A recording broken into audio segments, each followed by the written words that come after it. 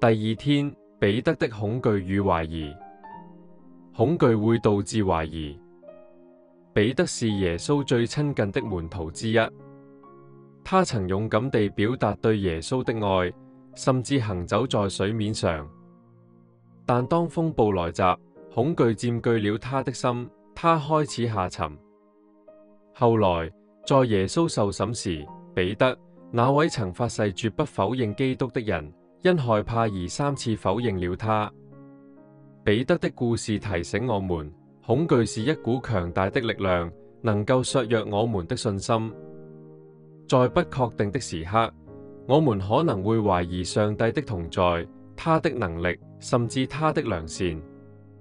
就像彼得一樣，我們可以在順境中充滿信心，但當挑戰來臨時，卻可能陷入掙扎。在風暴中懷疑。當彼得看到耶穌在水面上行走時，他鼓起勇氣踏出船外。只要他的眼目注視着耶穌，他就能安然無恙。但當他轉移關注狂風巨浪時，恐懼便湧上心頭，使他開始下沉。馬太福音14章30節。這正是懷疑的運作方式。它使我們的焦點從耶穌轉向眼前的困難。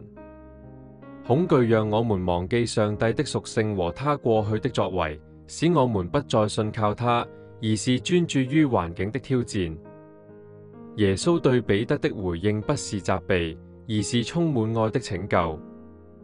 他立刻伸手拉住彼得，並問道：你為什麼疑惑呢？馬太福音14章31節。耶穌對我們也是如此，即使我們在信心中軟弱動搖，他依然願意伸手扶持我們。因恐懼而否認耶穌。後來，當耶穌被捕時，彼得遠遠地跟隨着他。一個使女認出了他，問他是否與耶穌同在。出於恐懼，彼得否認了，不止一次，而是3次。路加福音22章56至60節。彼得的失敗並不是因為他不愛耶穌，而是因為恐懼勝過了他的信心。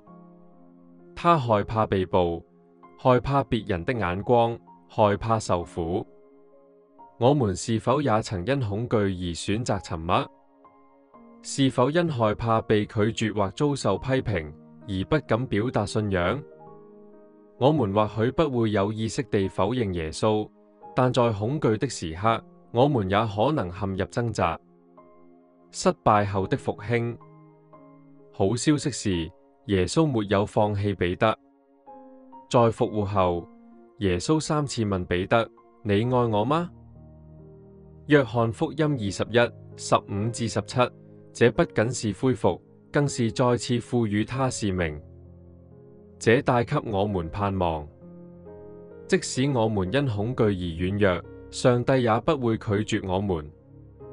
他總是預備好恢復我們的信心，並賜給我們新的機會。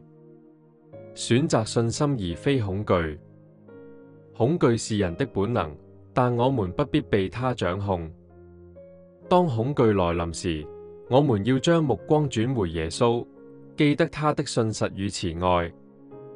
正如他扶起彼得，他也會扶持我們，帶領我們渡過每一場風暴。